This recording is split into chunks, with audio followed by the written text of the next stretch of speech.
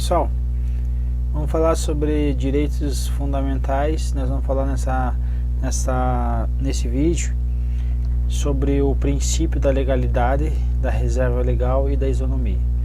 Estamos na semana 2, no dia 5 do direito constitucional. E estou ligeiro aqui no dedo. Princípio da legalidade. O princípio da legalidade também é chamado de legalidade ampla. Por que é legalidade ampla?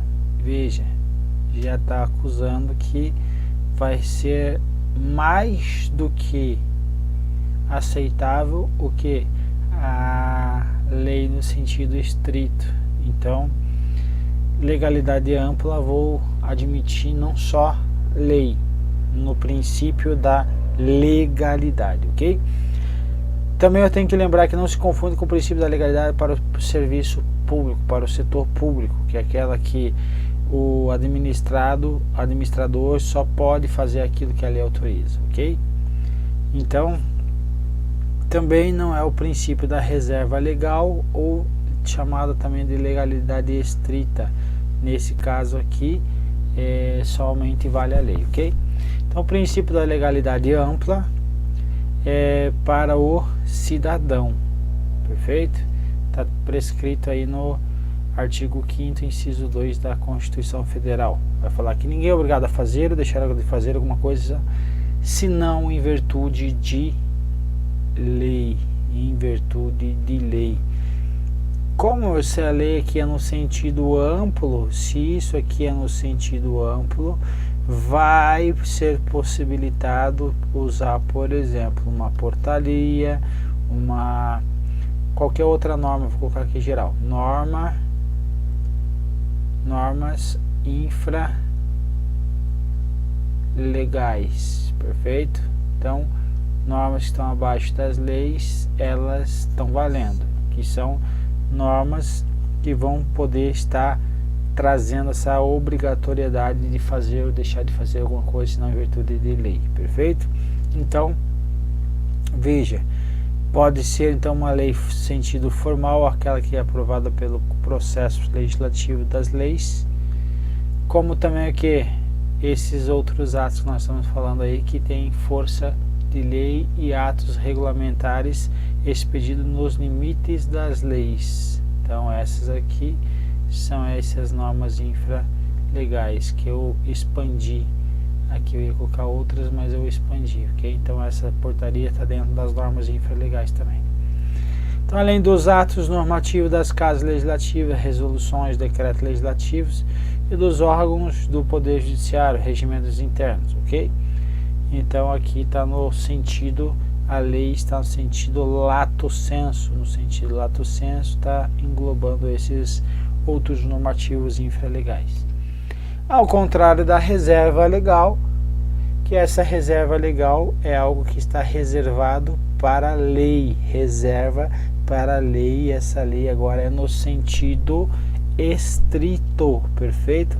Sendo ela no sentido estrito, não pode utilizar, por exemplo, um decreto, não pode utilizar, por exemplo, uma portaria, não pode utilizar, por exemplo, um regimento interno, somente lei e atos equiparados às leis, tais como medida provisória, que ela vai ter força de lei e vai ser convertida em lei aí, com a possibilidade de conversão em lei, aliás. Resoluções do Senado, da Câmara, decretos legislativos do Congresso Nacional e o decreto autônomo lá do presidente da República, lá quando ele estiver falando sobre o funcionamento de órgãos públicos, quando não importar em aumento de despesa, e também lá quando extinção de cargos, quando eles estiverem vagos, perfeito? Então esse decreto autônomo, ele é um decreto, ele é um ato lá originário, certo? Então ele não vai estar regulamentando uma lei, então ele vai ter também essa força de lei, então reserva legal, então vai ser essa reserva legal, vai ser para a exigência dessa lei no sentido estrito, perfeito? Mas veja que reserva legal não é o que está previsto desta forma obviamente na Constituição Federal. Isso daqui é uma concepção que doutrinária, certa doutrina que fala de reserva legal. Veja como está escrita na Constituição Federal. Interceptação telefônica para fins de investigação criminal ou instrução processual penal, certo? Então veja, exigência de lei, veja, exigência de lei para essa hipótese de interceptação telefônica e exigência aqui embaixo de lei para fixação da remuneração dos servidores, regra para aquisição de nacionalidade. Então está trazendo algumas matérias que obrigatoriamente vai ter que ser editada uma lei no sentido estrito. Se for utilizado, por exemplo, um decreto para fixar remuneração, o que vai estar acontecendo? Está ocorrendo uma alteração de despesa, vai estar aumentando uma despesa e não posso alterar uma despesa aumentando ela se não for por meio de uma lei, porque uma lei orçamentária anual rege o orçamento e lá está previsto que as receitas e as despesas. Então, se estou aumentando uma despesa, não pode esse aumento da despesa ocorrer por meio de fixação de um ato infralegal, perfeito? Então, o que eu chamo a atenção? Que não está definido no texto, no corpo do texto constitucional, que é uma reserva legal, mas pela matéria nós verificamos que não teria como, por exemplo, eu trazer um estabelecimento de hipóteses de investigações criminais aí, de interceptação telefônica para investigação criminal ou para instrução processual penal, eu trazer um decreto, por exemplo, que regulamenta uma lei inovando o ordenamento jurídico, não teria sentido, ok? Então, seria isso. Aqui, o princípio da reserva legal ou legalidade estrita exige então extinção de lei, como nós já falamos. Veja como cai em prova, CESP aqui embaixo. O princípio da legalidade é mais amplo que o princípio da reserva legal, que é restrita e concreto. Certo ou errado? Certo. Por que está certo? O princípio da legalidade ele é mais amplo, sim, porque ele abarca inclusive os atos infralegais, perfeito? Então vai abarcar portaria, regimento interno, decreto, então ele está sendo mais amplo do que a reserva legal, que vai estar pensando na legalidade no sentido estrito, perfeito? Princípio da igualdade, certo? O princípio da igualdade vai estar no caput já do artigo 5º, vai falar que todos são iguais perante a lei, certo? Sem distinção de qualquer natureza, garantindo-se aos brasileiros e aos estrangeiros residentes no país a inviolabilidade do direito à vida, liberdade, igualdade, segurança, propriedade nos termos seguintes. O que ele está dizendo aqui? Eu tenho que desconsiderar residente no país, como nós já falamos aí na outra aula, não só os que são residentes no país, mas aqueles que estão transitando no território brasileiro, também obviamente são garantidos a eles aí essa igualdade perante a lei e principalmente também a inviolabilidade do direito à vida, liberdade, igualdade, segurança e propriedade, ok? Os homens e mulheres são iguais em direitos e obrigações nos termos desta Constituição, perfeito? Princípio da igualdade, então todos são iguais. Então o princípio da igualdade é a base fundamental do princípio republicano do Estado Democrático de Direito, sendo uma norma de eficácia plena, cuja aplicação imediata e incondicionada. Então dela decorrem inúmeros outros princípios e preceitos constitucionais relacionados então a quem?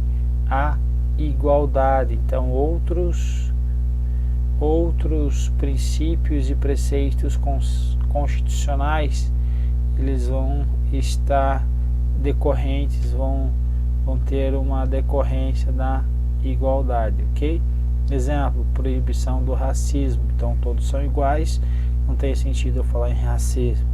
Proibição de diferença de salário, de exercício de função e critérios de admissão por motivo de sexo. Se todos são iguais, não vai ter distinção. Se todos são iguais, não vai ter distinção de cor. Se todos são iguais, não interessa se o cara é casado, civil, solteiro, etc. Tal. Exigência prévia de aprovação em concurso público para investidura de cargo ou emprego público. Esses aqui são os cargos efetivos e empregos públicos. Ou seja, não posso trazer um tratamento diferenciado, contratar quem eu quero. Não, vai ter o quê? Uma aprovação em concurso público, onde todos vão se submeter às mesmas regras. Princípio da isonomia nas licitações públicas. Então eu quero contratar com a administração, eu vou ter que estar submetido às mesmas regras e todos estão sujeitos às mesmas regras, ok? O que é todos, pessoal? Tem que pensar que todos que estão dentro de que alcance um grupo, perfeito? Então, se tiver, vamos supor, vamos colocar um gráfico aqui. O princípio da isonomia, ele tende a equiparar os dois. Então, esse número 1 aqui, ó, essa situação 1 tem que ser igual a 2, perfeito? Então, veja, não está sendo igual a 2, então eu tenho que tratar os iguais com os iguais e os desiguais com os desiguais na medida de suas desigualdades. Então, para isso eu vou ter que fazer o que? Uma equiparação. Então, o poder público vai trazer algo, certo? Alguma política afirmativa para que ocorra o que é essa equiparação aqui, certo? Ó, tá para ficar igual. Então veja, esta situação 1 aqui, ela antes de ação do Estado teria o que? Uma distinção, ia ter uma desigualdade ali. Então a administração, o Estado vai vir para trazer uma ação afirmativa de modo que traga essa isonomia, perfeito? Que homenageie essa isonomia, perfeito? Então, exemplo, exigência prévia em aprovação em concurso público. Vai ter uma situação de divergência. Por exemplo, aqui são candidatos sem que não são PCDs, lá, pessoas com deficiência. O número 1, pessoas com deficiência. Então, tem uma desigualdade, então agora eu vou trazer uma política afirmativa para trazer um tratamento, esse tratamento aqui, diferenciado com relação a essa situação 2. Certo? Então todos, veja que agora só que eu estou pegando todos que estão numa mesma situação e em cima deles eu estou trazendo um tratamento igual, certo? Então o que eu não posso fazer? Todos estão numa situação, eu venho aqui, tiro 1 ou tiro 2 ou tiro 3 situações aqui para trazer um tratamento prestigiado. Nessa situação eu não estou adequado aí ao princípio da isonomia, princípio da igualdade como um todo aí, perfeito? Como o sentido do princípio no sentido mais amplo. Ainda nós temos aí o princípio dentro da igualdade, nós temos o princípio da isonomia tributária, significa igualdade entre os contribuintes, por exemplo. Então, eu sou um ator famoso, sou um congressista, eu tenho uma influência, não interessa, vai pagar imposto igual. Então, vai ter lá, por exemplo, imposto de renda de pessoa física. Vai todo mundo que aferiu renda vai estar sob as mesmas condições, perfeito? Vai ter grupos aqui dentro, vai ter grupos que vai ter isenções, vai ter grupo que vão ter isenções, anistia não, como que eu posso falar? A não incidência, perfeito? Não incidência. Então, uns terão aí a isenção é por lei, a não incidência é pela Constituição Federal, perfeito? Mas isso aí é lá de direito tributário, tá?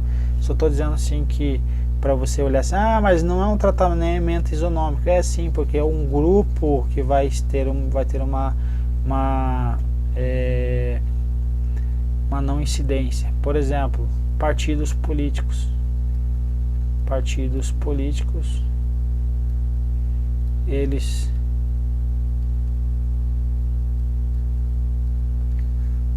são o que?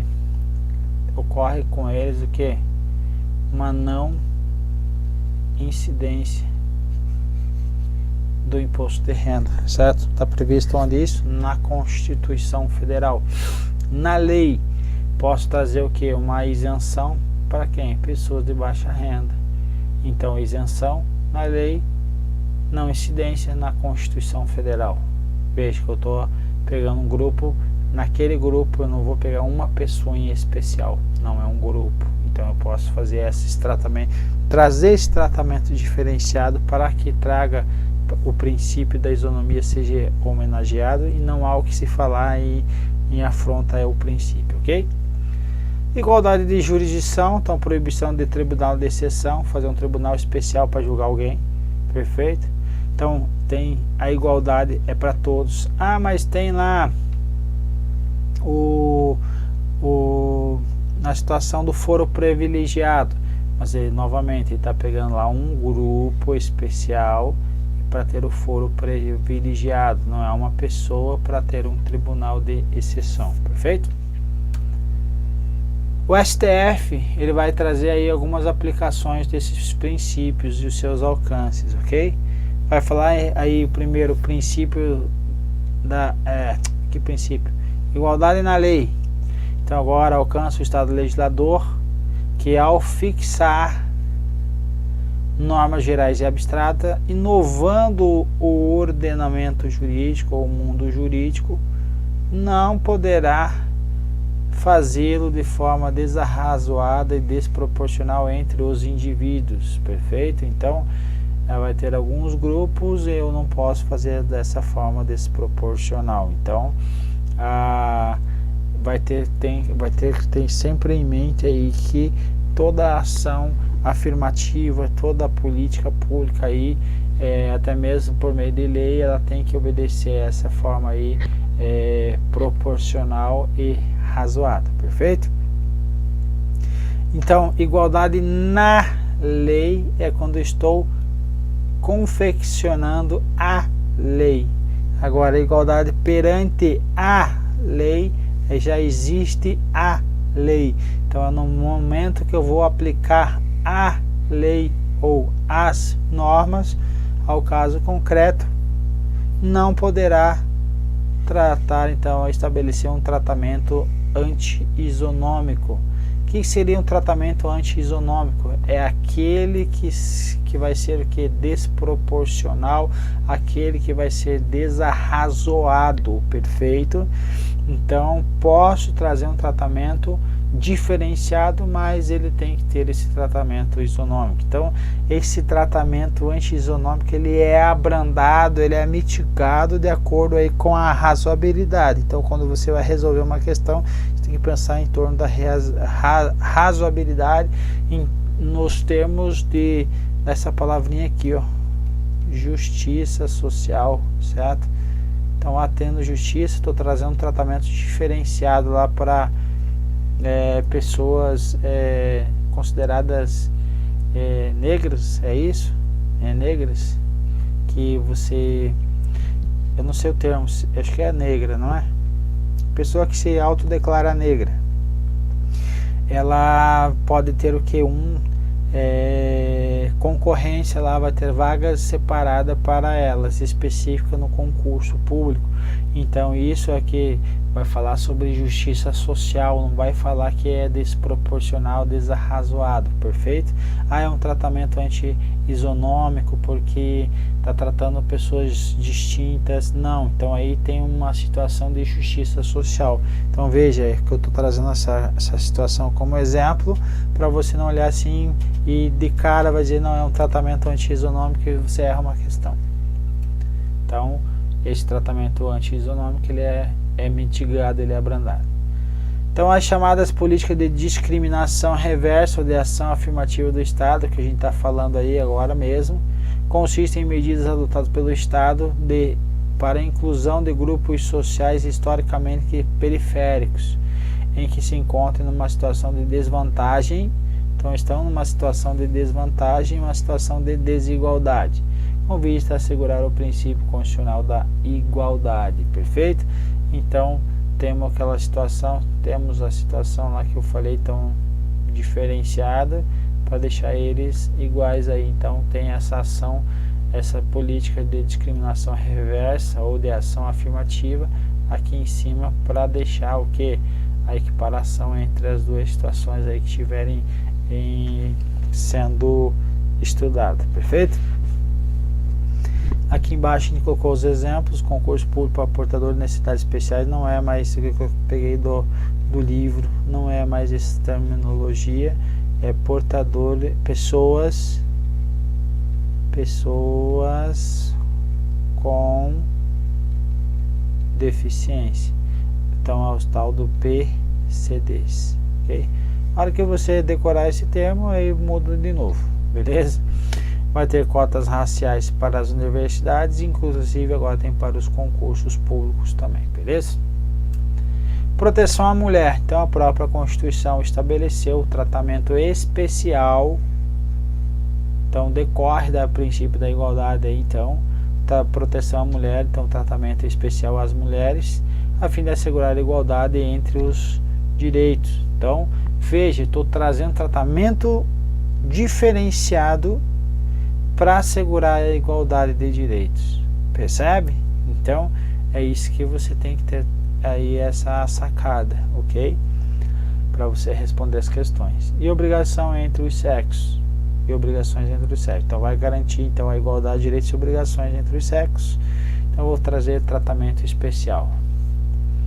Então, como por exemplo, proteção ao trabalho da mulher, ou aposentadoria aí antecipada das mulheres por tempo de serviço.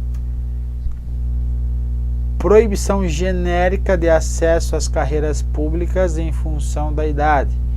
Então, as hipóteses legítimas da delimitação de idade para acesso a cargos públicos devem se justificar como imposição de natureza e atribuições do cargo a preencher.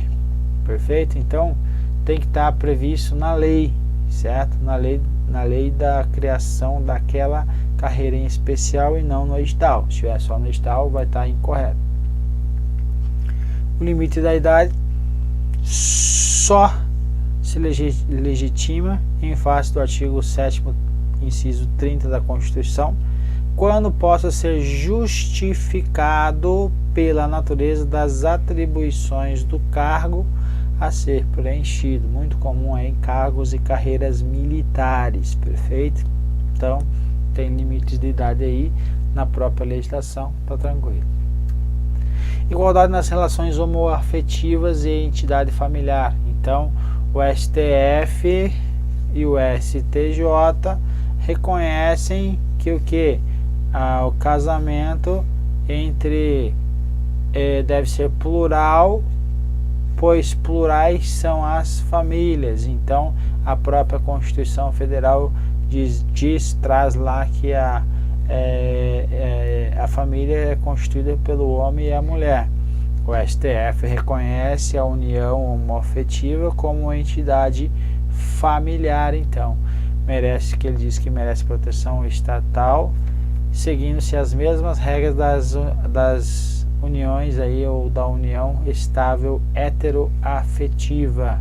Perfeito? Então temos aí o reconhecimento do direito de orientação sexual sem embargo do direito à constituição de família. Perfeito? Então, relações homoafetivas e entidade familiar. Então, relações homoafetivas podem casar e são entendidos como família pelo STF e STJ também. Beleza? Então, toma cuidado aí. Por fim, o fim. Beleza? Então vamos para a próxima aí. Um abraço e fique com Deus.